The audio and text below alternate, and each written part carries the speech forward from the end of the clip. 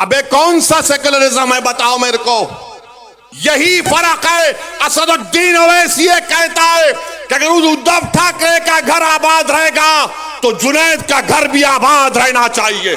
अरे कब तक गैरों के घरों को रोशन करोगे? कब तक गैरों के घरों को रोशन करोगे? कब तक उनसे हमदर्दी करोगे? अरे अपने आप से तो कभी हमदर्दी करो। तुमको मेरी बात अगर पसंद नहीं आ रही तो सुनो, मैं तुम्हारी पसंद की बात नहीं कर सकता, मैं सच्चाई को बयान कर रहा हूं। रिजवान नामी 12 साल के बच्चे को पूछा, अख्तरुल ईमान को, 12 साल का बच्चा है, बिहार में 7 दिन जेल में डाल दिया गया।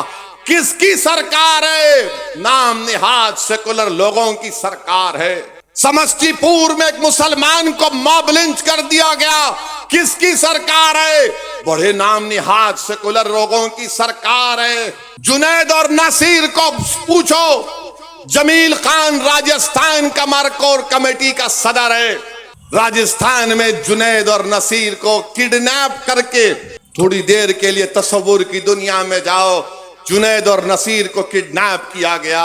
उसकी बीवी को मालूम हुआ, भाई को मालूम हुआ, पुलिस स्टेशन जाकर कंप्लेन करते हैं कि 2 को किडनैप कर लिए। तो पुलिस बोलती है कि चल निकल, झूठ खबर। बाद में मालूम होता कि जुनैद और नसीर को उनके घर से 200 किलोमीटर दूर उनकी जली हुई लाशें मिलती हैं। बोलो फिर इस पर क्या बोलोगे? इस पर सिंपैथी पैदा नहीं होती? उद्धव ठाकरे पर सिंपैथी पैदा होती है क्योंकि शिवसेना के 2 टुकड़े हो गए। तुमने क्या जुनैद की जली हुई लाश को देखा? तुमने क्या नसीर की जली हुई लाश को देखा? तुमने क्या जुनैद के यतीम 6 बच्चों को देखा? क्या तुमको मालूम कि जुनैद का एक बड़ा भाई नीम पागल है, उसकी 7 औलाद है, उसकी जिम्मेदारी जुनैद पर थी। तुमको गैरों के लिए सिंपैथी है, अरे तुम्हारा भाई जो मर गया उसके लिए हमदर्दी नहीं होगी? तुम उनके घर को बचाओगे, अपने घर को बर्बाद करोगे क्या? यही फर्क है। असदुद्दीन ओवैसी कहता है कि अगर उद्धव ठाकरे का घर आबाद रहेगा तो जुनैद का घर भी आबाद रहना चाहिए। अगर शरद पवार के घर में लाइट होगी तो नसीर के घर में भी चमक होनी चाहिए। अगर फडणवीस और मोदी कहते हैं सबका साथ, सबका विकास, सबका विश्वास जो झूठ है, तो फिर हम क्यों मर रहे हैं? मेरे अजीज दोस्तों और बुजुर्गों, यही चीज इनको तकलीफ पहुंचाती है कि कौन है ये जो यहां पर आकर नाम लेकर बोलता है। अरे तुमको गुलामों और चमचों और कफन चोर की खव्वाली सुनने की आदत पड़ गई। जब एक शेर तुम्हारे सामने धारता है, सच्चाई को बयान करता है, तो सुनो आप। लोग बोलेंगे ओवैसी तेरी तकरीर से तो कोई इलेक्शन नहीं जीतता। गुजरात में साबिर काबुली वाला को मैं सलाम करता हूं। अरे हम चुनाव नहीं जीते, मगर क्या तुम ये कहोगे कि कल मैं नहीं जीतूंगा? आज नहीं जीता, ये बच्चे जिता देंगे इंशाअल्लाह ताला। आज नहीं जीता, ये बच्चे कामयाब कर देंगे। अरे मैं खबर में चला जाऊंगा तो यही बच्चे आकर मेरी खबर पर ठहर कर पुकार कर कहेंगे, ओवैसी तू दीवानों की तरह पुकारता था, हमने उस बात को समझा, देख आज हम कामयाब होकर तेरी खबर पर आए हैं। मैं वो काम कर रहा हूं, इम्तियाज वो काम कर रहा है, अख्तरुल ईमान वो काम कर रहा है, शौकत वो काम कर रहा है, जमील खान वो काम कर रहा है, हमारा वकील तमिलनाडु का वो काम कर रहा है, उस्मान गनी वो काम कर रहा है। मगर ये लोग क्या कहते हैं? ये लोग क्या कहते हैं? सेकुलरिज्म को बचाओ। अबे कौन सा सेकुलरिज्म है बताओ मेरे को? कौन सा सेकुलरिज्म है? क्या शिवसेना सेकुलर है? शिवसेना कब से सेकुलर हो गई मुझे बताओ? क्या राहुल गांधी पुकार कर कहेंगे कि शिवसेना सेकुलर हो गई? दोनों शिंदे एंड उद्धव, ये राम और श्याम की जोड़ी है, कभी भी मिल ले सकते। मगर आप सिंपैथी नहीं है। जिनकी जिंदगियां बर्बाद हो गई, कभी श्री कृष्णा रिपोर्ट तो पढ़ो। जुनैद और नसीर के घर पर कांग्रेस का चीफ मिनिस्टर गहलोत नहीं गया। 2 दिन पहले एक शादी में गए, वहां से आधे घंटे के रास्ते पर जुनैद का गांव था। काटनी का नहीं गए। ये कांग्रेस के नेता पूरा भारत फिरे पैदल पैदल पैदल पैदल पैदल, मगर वहां नहीं गए।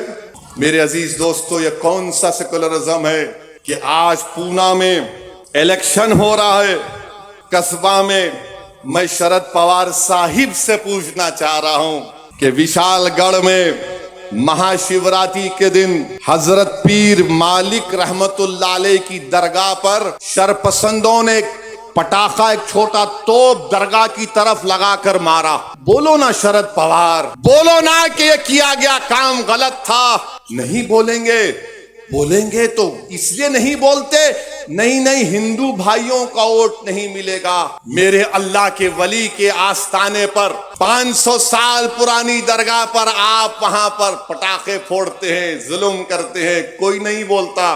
पूछो एडिशनल एसपी विशालगढ़ से कि किसने फोन करके उनसे कहा कि इन लोगों को रोको, गिरफ्तार करो। मैंने बात की थी, मगर शरद पवार नहीं बोलेंगे। पूना में बोलेंगे मुसलमानों वोट दो, वोट दो, वोट दो। क्यों वोट दो तुमको? तो बोलेंगे मोदी को रोकना है, मोदी जालिम है। अच्छा, मोदी अगर जालिम है, जुल्म है, मैं मानता हूं। फर्क क्या है बताता हूं मैं आपको। नवाब मलिक को जानते हैं ना? जानते नवाब मलिक को? नवाब मलिक को बेल हुई? किसको बेल हुई? किसको बेल हुई? कैसा हुई? बीटी में क्या उन्हों? नवाब भाई को जेल, ये बाहर। और फिर बोलेंगे ओवैसी भड़काऊ भाषण देता है। अरे ये कौन सा तुम्हारा सेकुलरिज्म है? मेरे आती और हमको मौत मिल रही है, और जब हमारी लाशें आती हैं तो लोग कभी घर को भी नहीं जाते, ना पूछते हैं कि क्यों, क्या वजह है, उन यतीमों के सर पर हाथ नहीं रखते। मेरे अजीज दोस्तों और बुजुर्गों, ये सेकुलरिज्म है जिसके खिलाफ मंजलिस थी और है और रहेगी। औरंगाबाद का नाम बदल दिया गया तो क्या शरद पवार ने तायीद नहीं की? औरंगाबाद का नाम बदल दिया गया, कांग्रेस ने तायीद की। किसने बोला औरंगाबाद के नाम के खिलाफ? मंजलिस ने बोला।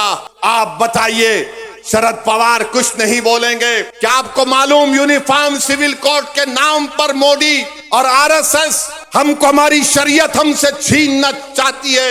इस पर बोलो, कोई नहीं बोलते। एक ही बात बोलेंगे, पहले हराओ मोदी को। अरे तुम बोलो तो सही, मेरे वजूद का इकरार तो करो। मुस्लिम रिजर्वेशन के बारे में बात करो, नहीं बात करेंगे। क्या ये बात सच नहीं है कि महाराष्ट्र में मुसलमानों को रिजर्वेशन मिलना चाहिए? उन 100 बिरादरियों को आज महाराष्ट्र में सबसे कम ग्रेजुएट अगर किसी के हैं तो मुसलमान हैं। आप मुमरा में रहते हैं, आपको मालूम कि कितने मुसलमानों के पास जमीन है, कितने मुसलमानों के पास जमीन नहीं है, कितने सबसे कम मुसलमानों के पास जमीन है, सबसे ज्यादा लैंडलेस मुसलमान है, सबसे ज्यादा ड्रॉप आउट मुसलमानों का है, रिजर्वेशन नहीं मिलता। अरे उद्धव ठाकरे की चमचागिरी करने वालों, कांग्रेसी और राष्ट्रवादी वालों, क्या तुमने मुसलमानों का रिजर्वेशन क्यों नहीं दिलाया? नहीं दिलाया क्योंकि आप ताकतवर हो जाएंगे। मेरे अजीज, अरे भाई रुक जाओ, अभी 10 बजने 5 मिनट है। दूल्हे की बारात कैसा भी जाती, फिक्र मत करो आप। जब से, एक मिनट सुनिए, जब से ये सिक्योरिटी मेरे को दिए, दम हो गया है, दम हो चुका है। और इनकी मौजूदगी में भी मेरे घर पे पत्थर फेंकते मेरे दीवाने। मोदी जी, जरा आपने चमचों को बोलिए कि जब 5वीं मर्तबा घर पे हमला करेंगे तो मेरे को एक फोन कर दो, मैं रहता हूं। जब पत्थर फेंको, अरे हमारी मौजूदगी में फेंको ना। ये कौन से बाकरे पहलवान है जो हम नहीं रहते पत्थर फेंक के चले जाते? प्यारे, जब लैला होगी तो आओ पूरे मजनू। उसके बाद देखते हैं कि किसका शीशा टूटता है, किसका शीशा टूटेगा। रे तुम्हारा शीशा बिल्कुल नाजुक है, याद रखो। तुम्हारी गोलियां मेरे हौसले और अज़म को कम नहीं कर सकी। मेरे अजीज दोस्तों और बुजुर्गों, मेरी आपसे एक ही अपील है कि मजलिस इत्तेहादुल मुस्लिमीन को मजबूत करिए। याद रखिए आप मेरी इस बात को, जब तक आप अपना नेता नहीं पैदा करेंगे, आपकी तकालीफ दूर नहीं हो सकती। इस समाज में हर बिरादरी का एक नेता है। अगर किसी का नेता नहीं है तो मुसलमानों का है। जीत कर तो आ जाते हैं, मगर उनकी जबानों पर उनकी पार्टी का ताला लगा हुआ। मेरी इज्जतदार मां और बहनों, मजलिस को मजबूत करिए, सैफ पठान और उनकी टीम का साथ दीजिए और इंशाअल्लाह ताला हम यहां पर बल्दिया का चुनाव लड़ेंगे, हर जगह पर लड़ेंगे। और मुमरा के जो मौजूदा एमएलए, उनसे कह रहा हूं कि अब तुम तैयार हो जाओ। अब कोई कफन चोर बेईमान को टिकट नहीं मिलेगा, अब एक शेर को टिकट मिलेगा और वो तुमसे मुकाबला करेगा मुमरा की आवाम के इंसाफ के लिए। इंसाफ मिलना चाहिए, यह आपका हक है। आपका बेहद शुक्रिया कि आप अपना कीमती वक्त निकाल कर आए। वाखिर दावान अल्हम्दुलिल्लाहि रब्बिल आलमीन।